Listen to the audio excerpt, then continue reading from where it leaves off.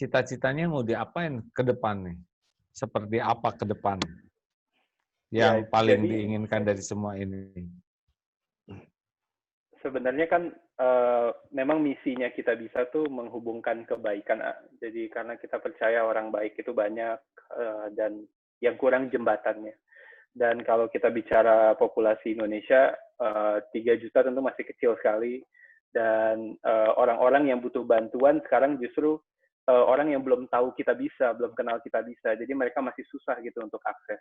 Kadang saya kalau ke rumah sakit ngajarin pasien gitu yang dari daerah gitu kan, yang kesusahan ya, dia mungkin HP-nya aja bukan smartphone gitu. Jadi mungkin ke depannya pengen banget gimana caranya bikin aplikasi yang lebih sederhana, lebih mudah, dan donaturnya pun juga tidak hanya di kota besar tapi di kota-kota kecil, karena kita juga ngelihat justru orang-orang yang ini menarik juga, mungkin minta pendapat A juga, justru ya ketika apa ya, income orang itu besar bukan berarti berbagi juga besar ya, justru Oh banyak gitu ya? banyak ya. Jadi kalau kita sih ngelihat, ini saya mau sharing sedikit boleh nggak? Ini Boleh, ada bebas. Ini kan namanya boleh ya. bincang-bincang, bukan tanya Nah jawab. saya Bukan bukan wawancara ini ya.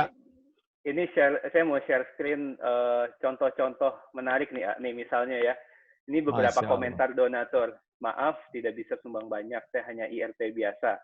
Suami juga kehilangan pekerjaan gara-gara corona. Semoga cepat. 250.000, Alhamdulillah. Hmm. Kemudian ini 1 juta, ini luar biasa sekali.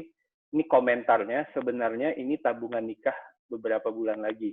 Tapi saya tersentuh banyak orang baik yang lebih tulus di sini. Mudah-mudahan berkah untuk semua. Jadi tabungan nikahnya direlakan, diikhlaskan untuk menyumbang. Masya Waktu ini Allah. untuk corona nih ya. Nah ini terakhir, ini orang yang kehilangan pekerjaan karena dampak dari virus COVID-19. Nah ini testimoni donatur yang kita posting di Instagram kitabisa.com. Dan ini mungkin secara kuantitatif kita nggak tahu datanya ya gitu ya, tapi secara kualitatif kita sering sekali melihat ekspresi-ekspresi orang yang mungkin secara kelapangan hartanya tidak terlalu besar, tapi kemauan berbaginya besar sekali. Terakhir sebelum minta pendapat A, ini ada video bagus sekali nih A. Tolong senagiahkan kau orang membutuhkan. Kok kadang kena? Kalau barang gak 2 bulan kok lah ya. Tolong senagiahkan. Tadi ambillah garam tutik. Terima kasih banyak ayah sama Ya. Apa tuh hikmah yang didapat oleh Al-Fatih ini dengan melihat dan menyimak semua ini? Bisa disusun apa 1, 2, 3 hikmahnya. Seperti yang tadi pertama, ternyata tidak identik banyak uang itu menjadi lebih dermawan. Bahkan banyak orang yang terbatas, apalagi kalau dipresentasi ya. Misalkan dia punya 100.000, dia nyumbangkan 25.000, berarti dia kan 1/4 hartanya tuh ya. Kalau orang punya 10 miliar, beranikah dia sedekah 2,5 miliar? Nah itu sebuah pertanyaan ya. Karena boleh jadi dia sedekahnya 1 miliar, tapi hartanya itu 1 triliun, berarti persentasenya sangat kecil. Karena kekuatan kedermawanan itu diantaranya diukur dari presentasenya. Ada orang yang uangnya sedikit, nyumbangnya 100.000, tapi uangnya cuma 200.000, habis tuh tinggal setengahnya. Ya. Apa yang didapat? Pasti. Coba silakan ceritakan hikmahnya. Ya, apa ya, mungkin salah satunya juga rasa kebersyukuran kali ya, karena ketika kita punya banyak, mungkin apa ya, attachment ya, apa sih bahasanya itu, rasa kepemilikan kita terlalu kuat sama apa yang kita punya, sehingga bersyukurnya kurang. Tapi orang-orang yang punya yang nggak terlalu banyak, mungkin lebih mudah mensyukuri apa yang dia punya, sehingga ketika diminta lebih mudah untuk berbagi. Benar nggak ya kira-kira kalau gitu? Ya, itu kemelekatan ya. Kemelekatan ya. Itu adalah sejenis menuhankan sebetulnya. Dan sebetulnya kualitas keimanan seseorang, salah satu alat ukurnya adalah kemelekatan itu.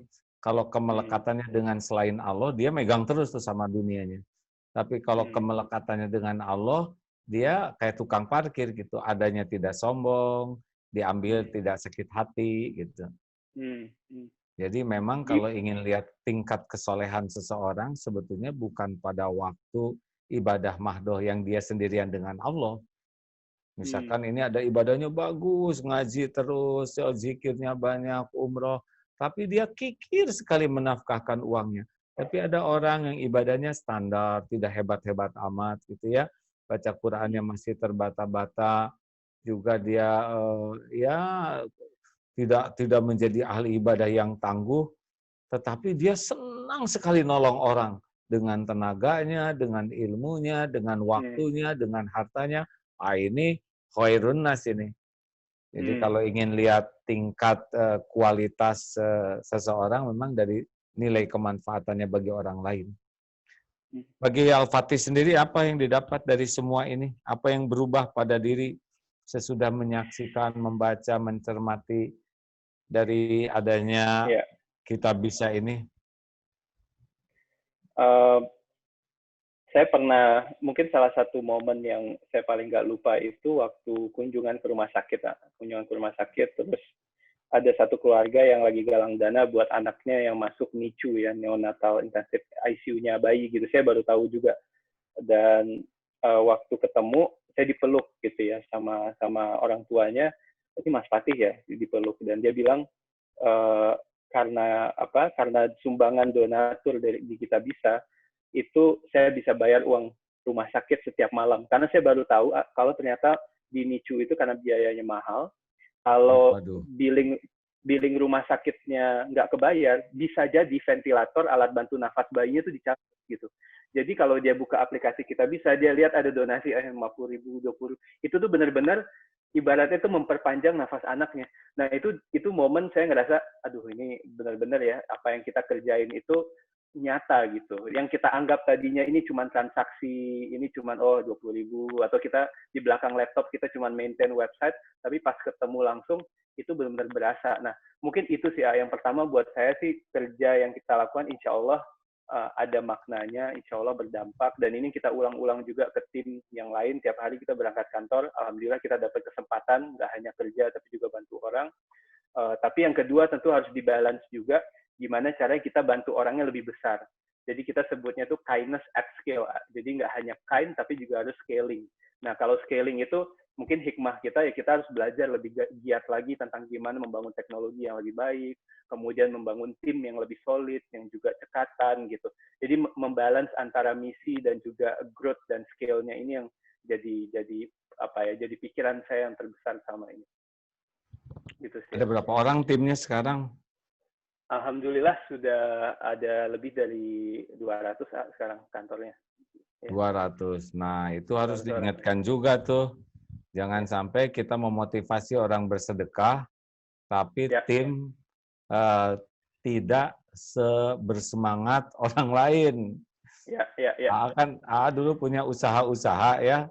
Dari usaha-usaha itu ternyata dulu ada kelihatan yang babak belur tuh ya. Misalkan dulu ya, dia memproduksi buku ya, tapi mereka nggak baca, bro. Dia bagian membroadcast apa gitu ya, nasihat-nasihat. Saya tanya ini karyawan baca, nggak dibaca, bro ya. Jadi ada bahaya yang namanya jadi tidak peka karena dia sibuk memfasilitasi sampai dia sendiri lupa saya tuh jadi ahli sedekah atau tidak. Atau dia merasa sudah bersedekah dengan adanya fasilitas menolong orang. Padahal beda lagi hitungannya. Ya nggak? Nah, bahayanya kita ngajak orang bersedekah adalah kita memotivasi orang, tapi kitanya tidak naik dari waktu ke waktu. Jadi nanti yang Allah saksikan nih para tim manajemennya nih. Allah kan melihat nih tim manajemennya semangat sedekahnya gimana. Jangan-jangan orang dipacu bersemangat dan orang jadi bersemangat, lah yang ngelola nanti nggak semangat, itu ada bahayanya juga. Kalau teman-teman tuh sekarang justru mungkin karena kita terlalu agak sering ya, mungkin ini komentar teman-teman di lapangan juga, lama-lama kadang agak ngerasa tadinya kebahagiaan itu agak berkurang tuh ketika mungkin karena terlalu sering juga ngelihat orang-orang yang butuh bantuan. Itu ada komentar nggak gimana caranya? Ya seperti Ya, memang begitu. Kalau pertama, satu, kedua, kayak ke Mekah aja. Kalau udah umroh sering tuh, nggak nangis lagi lihat Ka'bah tuh. Ini lebih menyedihkan ya nggak? Beda, misalkan umroh sekian bulan sekali. Nah, jamaah yang baru tuh terseduh-seduh lihat Ka'bah. Lah kita garing. Aduh, ini rugi benar ya. Orang tuh menikmati, rasa syukur, sujud syukurnya tuh yang gimana gitu.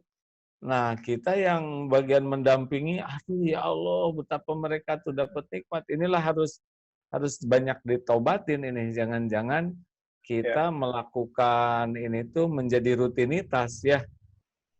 Benar banget, itu mungkin yang mulai dirasain sama beberapa tim. Harus di-recharge terus gitu. Semoga Allah mengembangkan terus ikhtiar kita bisa ini menjadi sesuatu yang menginspirasi banyak orang agar senantiasa senang menolong sesama lillahi ta'ala. Kita tutup dengan doa akhir majelis. Subhanakallahumma bihamdik. Asyhadu an la ilaha illa anta astaghfiruka wa atubu ilaik. Jazakallahu khair. Assalamualaikum warahmatullahi wabarakatuh. Waalaikumsalam warahmatullahi wabarakatuh.